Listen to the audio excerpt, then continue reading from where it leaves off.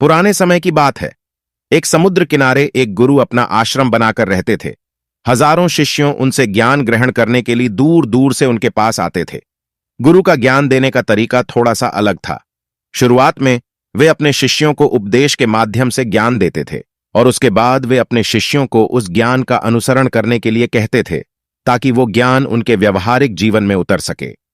एक बार उस आश्रम में एक सम्राट अपने बेटे को लेकर आए। उस सम्राट ने गुरु से प्रार्थना की कि आप मेरे बेटे को अपने आश्रम में रख लें और अपने तरीके से उसे ज्ञान दें। आश्रम में उसे बिल्कुल भी ऐसा नहीं लगना चाहिए कि वह किसी सम्राट का बेटा है। उसको बिल्कुल साधारण शिष्यों की तरह ही ज्ञान देने की कृपा करें। गुरु ने मुस्कुराते हुए कहा, एक सम्राट तभी ज्ञान प्राप्त कर सकता है जब वो अपने आप को एक साधारण इंसान समझे। यही ज्ञान प्राप्त करने की सबसे पहली सीढ़ी है। गुरु ने सम्राट से कहा कि तुम निश्चित रहो, आज से तुम्हारे बेटे की जिम्मेदारी मेरे कंधों पर रहेगी। यह कहकर गुरु सम्राट के बेटे को अपने साथ समुद्र के किनारे टहलने के लिए ले गए। आश्रम के काफी सारे बच्चे सम्राट के बेटे को देखकर उसकी तरफ आकर्षित हो रहे थे और उससे दोस्ती करना चाहते थे। जब सम्राट का बेटा और गुरु समुद्र के किनारे टहल रहे थे, तब अचानक से सम्राट का बेटा फूट फूट कर रोने लगा, क्योंकि अभी वह सिर्फ 12 साल का था और 12 साल की उम्र में उसके पिता ने उसे अपने से दूर कर दिया। यह सदमा वो बच्चा सहन नहीं कर पा रहा था। वो यह समझ नहीं पा रहा था कि उसके पिता उसकी भलाई के लिए उसे इस जगह क्यों छोड़कर गए। उसे रोते हुए देखकर गुरु ने उससे कहा कि बेटा, मैं तुम्हें चुप नहीं करूंगा। हो सकता है कि आज मैं तुम्हारे आंसू पोंछ दूं, लेकिन कल तुम फिर से अपने आप को अकेला पाओगे। याद रखना, जीवन में इंसान अकेला आता है और अकेले ही जाता है। जितनी जल्दी इंसान इन बातों को समझ लेता है, वो उतनी ही जल्दी आत्मज्ञान के रास्ते पर निकल पड़ता है। गुरु ने अपनी बात आगे बढ़ाते हुए कहा कि जो इंसान अकेला रहना सीख लेता है, वही खुद से प्यार कर सकता है, और जो खुद से प्यार करता है वो किसी के भी जाने का अफसोस नहीं करता। धीरे धीरे तुम आश्रम के माहौल में ढल जाओगे।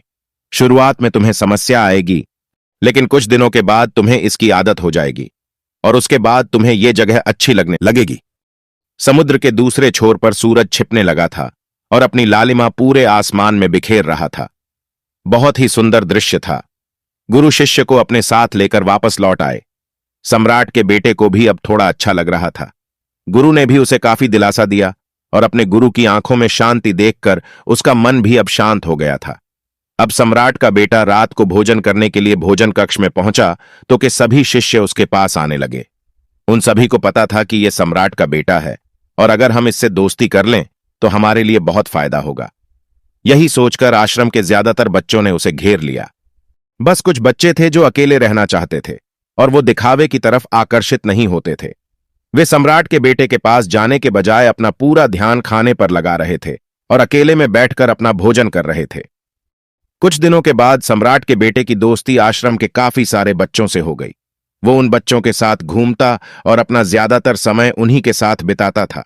आखिरकार सम्राट का बेटा था, सुख सुविधाओं में पला बड़ा था। अब आश्रम में भी उसके दिन वैसे ही गुजरने लगे थे जैसे महल में गुजर रहे थे।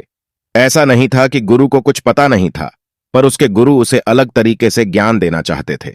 बच्चों को ज्ञान आप उपदेश देकर नहीं दे सकते, उनको साक्षात्कार करना पड़ता है। तभी वो उन बातों को समझ सकते हैं जिसे आप उन्हें समझाना चाहते हैं। गुरुजी उसको बोलकर नहीं समझाना चाहते थे। वो मन ही मन में सोच रहे थे कि अगर मैं इसको बोलकर समझाऊंगा तो इसको कभी भी समझ नहीं आएगा। इसलिए मुझे इसको एहसास कराना पड़ेगा कि अकेले रहने से ही तुम अपनी शक्ति को जान पाओगे।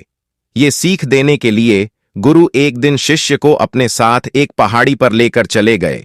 पहाड़ी पर पहुंचकर गुरु ने शिष्य से कहा कि अब तुम्हारा ज्ञान पूरा हो चुका है, बस एक आखिरी रात तुम्हें यहां पर बितानी होगी।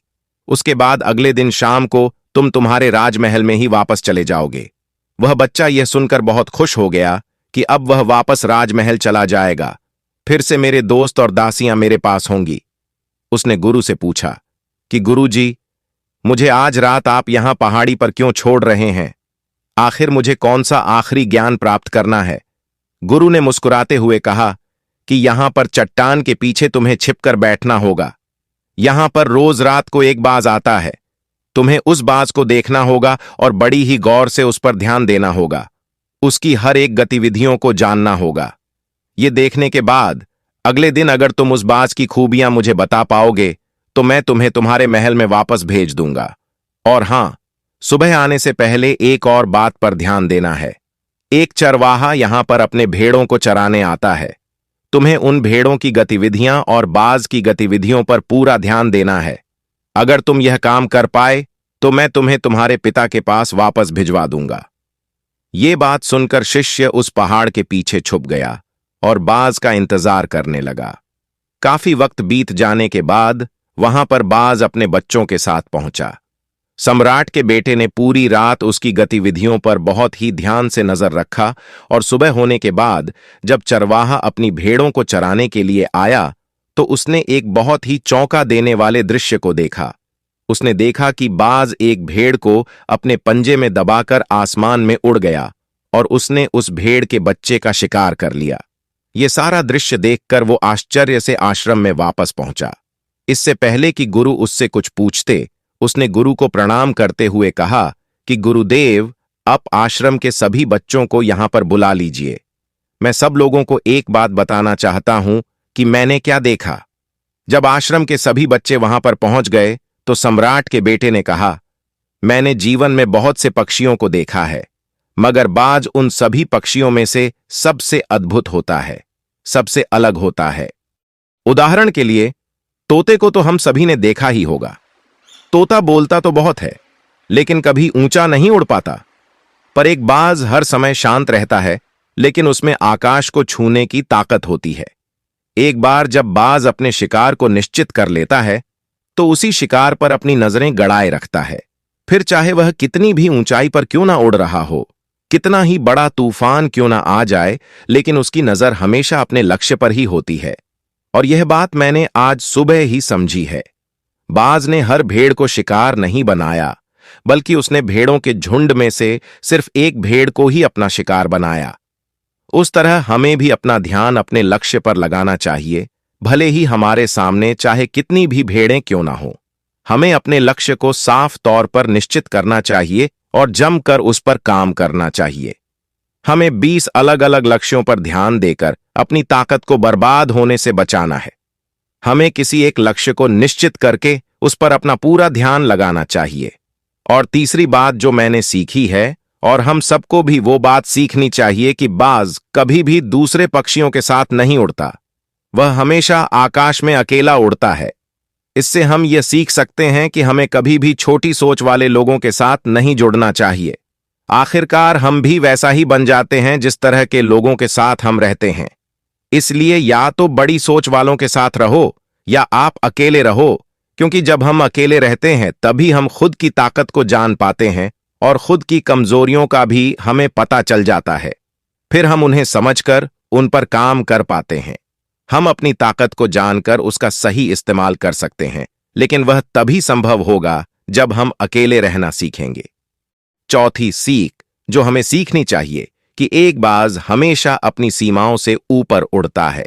जब तूफान आता है तब हर एक पक्षी अपने घोंसले की तरफ भागने लगता है, खुद को छुपाने की जगह ढूंढता रहता है, लेकिन बाज ऐसा बिल्कुल भी नहीं करता। वह खुद की सीमाओं को तोड़कर आसमान की खतरनाक ऊंचाइयों पर उड़ता है और खुद को मजबूत बनाता है। उसकी ये बातें सुनकर गुरु ने अपनी बात खत्म करते हुए कहा कि मैं आज रात इस सम्राट के बेटे को इसके राजमहल में वापस भेजने जा रहा हूं, क्योंकि इसका ज्ञान यहां पर पूरा हो चुका है। ये कहकर गुरु सम्राट के बेटे का हाथ पकड़ के राजमहल की तरफ रवाना हो गए और बाकी के सभी बच्चे वहां खड़े खड़े उन्हें पीछे से जाते हुए देख रहे थे। दोस्तों, सभी लोगों को कभी न कभी एकांत और शांति की आवश्यकता होती है। सभी के जीवन में एक समय ऐसा आता है जब व्यक्ति खुद के साथ कुछ समय बिताना चाहता है। हालांकि अक्सर अकेले रहने वाले व्यक्ति को देखकर लोग उसे डिप्रेशन का नाम देते हैं, लेकिन अब एक नई स्टडी ने इस बात को गलत साबित कर दिया है। नई स्टडी के मुताबिक जो बच्चे एकांत में रहना चाहते हैं वो अपने आप को बेहतर तरीके से समझ पाते हैं और खुद को स्वीकार करने में अधिक सक्षम होते हैं। आज के बदलते जमाने के साथ लोगों का रहन सहन तो बदल ही रहा है, साथ ही जीने का तरीका भी बदल रहा है। आज कई लोग ऐसे हैं जो या तो किसी मजबूरी में, जैसे नौकरी इत्यादि के कारण अकेले रह रहे हैं, तो कुछ लोग ऐसे भी हैं जो बिना किसी मजबूरी के अपने मर्जी से अकेले रहना पसंद कर रहे हैं। अकेले रहना वाकई आसान काम नहीं है। जो लोग अपनी मर्जी से अकेले रहते हैं उनमें कुछ बुनियादी गुण होते हैं। आइए जानते हैं इनके गुणों के बारे में। अकेले रहने वाले लोग अपने आप में ही संपूर्ण महसूस करते हैं। ये लोग खुद को ही अपना सबसे अच्छा दोस्त मानते हैं। ऐसे लोग आत्मविश्वास से भरपूर और सकारात्मक सोच वाले होते हैं। ये लोग इस बात की ज्यादा परवाह नहीं करते कि दूसरे क्या सोचेंगे। ये अपने मन का काम करते हैं और जिंदगी को भरपूर जीते हैं। ये छोटी बड़ी गलतियों से खुद ही सीखते हैं और भावनात्मक रूप से मजबूत होते हैं। ऐसे लोग अपने लिए नियम खुद बनाते हैं और उसका सख्ती से पालन करते हैं। ये लोग खुले विचारों के तो होते हैं, लेकिन अपने नैतिक मूल्यों से समझौता नहीं करते। अनुशासित रहकर अपनी दिनचर्या व्यतीत करते हैं। इमोशंस से लेकर आर्थिक मामलों तक ये आत्मनिर्भर होते हैं। ये अपने जीवन में स्पष्ट और ईमानदार होते हैं। उतना ही काम हाथों में लेते हैं जितना कि वे कर पाएं।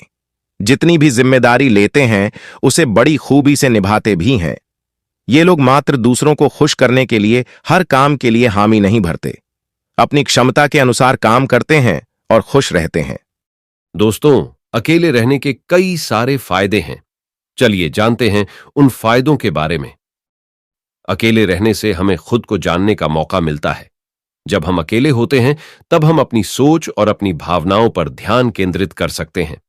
हम अपनी कमजोरियों और अपनी क्षमताओं को पहचान सकते हैं। हम अपने जीवन के उद्देश्य को भी जान सकते हैं। अकेले रहने से हमें अपनी समस्याओं का समाधान खोजने में मदद मिलती है। जब हम अकेले होते हैं तब हम अपनी समस्याओं के बारे में गहराई से सोच सकते हैं और उनके समाधान खोज सकते हैं। हम किसी दूसरे व्यक्ति की राय पर निर्भर नहीं रहते हैं। अकेले रहने से हमें अपनी क्षमताओं को विकसित करने का मौका मिलता है। जब हम अकेले होते हैं तब हम अपनी क्षमताओं पर ध्यान केंद्रित कर सकते हैं और उन्हें और विकसित कर सकते हैं। हम अपनी कमजोरियों पर काबू पाने की कोशिश भी कर सकते हैं। अकेले रहने से हमें आध्यात्मिक ज्ञान प्राप्त करने में मदद मिलती है। जब हम अकेले होते हैं तब हम अपने आध्यात्मिक पक्ष पर ध्यान केंद्रित कर सकते हैं और ईश्वर के साथ अपने संबंध को मजबूत कर सकते हैं। अकेले रहने के फायदे बस इतने ही नहीं हैं। अकेले रहना हमें अपनी क्षमताओं पर विश्वास करना सिखाता है। यह हमें आत्मनिर्भर बनाता है, हमें अपनी भावनाओं को नियंत्रित करना सिखाता है और दूसरों के साथ बेहतर संबंध स्थापित करने में मदद करता है। अकेले रहना हमें यह भी सिखाता है कि हम अपने आप में ही पूर्ण हैं। हमें किसी दूसरे व्यक्ति की आवश्यकता नहीं है कि वह हमें खुश करे या हमें पूरा करे। हम खुद ही अपने जीवन में खुशी और संतुष्टि पा सकते हैं। अकेले रहना एक शक्ति है जो हमें जीवन में सफल होने में मदद करती है, हमें एक बेहतर व्यक्ति बनाती है और हमें अपने लक्ष्य हासिल करने में मदद करती है। लेकिन अब सवाल उठता है कि अकेले रहने की शक्ति को कैसे प्राप्त किया जा सकता है। दोस्तों, अकेले रहने की शक्ति प्राप्त करने के लिए कुछ चीजें हैं जो आप कर सकते हैं। जैसे हर दिन कुछ समय अकेले बिताएं, अपनी सोच और अपनी भावनाओं पर ध्यान केंद्रित करें, अपने आप से सवाल पूछें और अपने जवाबों को सुनें, अपनी कमजोरियों और अपनी क्षमताओं को पहचानें, अपनी कमजोरियों पर काबू पाने की कोशिश करें और अपनी क्षमताओं को और विकसित करें। अपने जीवन के उद्देश्य को जानें। आप इस दुनिया में क्यों हैं और आप क्या करना चाहते हैं। अपने जीवन के उद्देश्य को जानने से आपको अकेले रहने की शक्ति प्राप्त करने में मदद मिलेगी। दूसरों पर निर्भर न रहें, अपने खुद के निर्णय स्वयं ही लें और अपने खुद के कार्यों के लिए खुद ही जिम्मेदार बनें। अपनी भावनाओं को नियंत्रित करना सीखें। अपने आप को गुस्सा, चिंता और अवसाद जैसी नकारात्मक भावनाओं के नियंत्रण में न आने दें। दोस्तों, अकेले रहने की शक्ति को प्राप्त करने के लिए कुछ समय जरूर लगेगा। यह मुश्किल अवश्य है, लेकिन असंभव नहीं। सबसे पहले आप छोटे छोटे कदम लेना शुरू करें और अपने मन को इधर उधर भटकने न दें। अकेले रहने की शक्ति आपको जीवन में सफल होने में मदद करेगी और आपको एक बेहतर इंसान बनाएगी।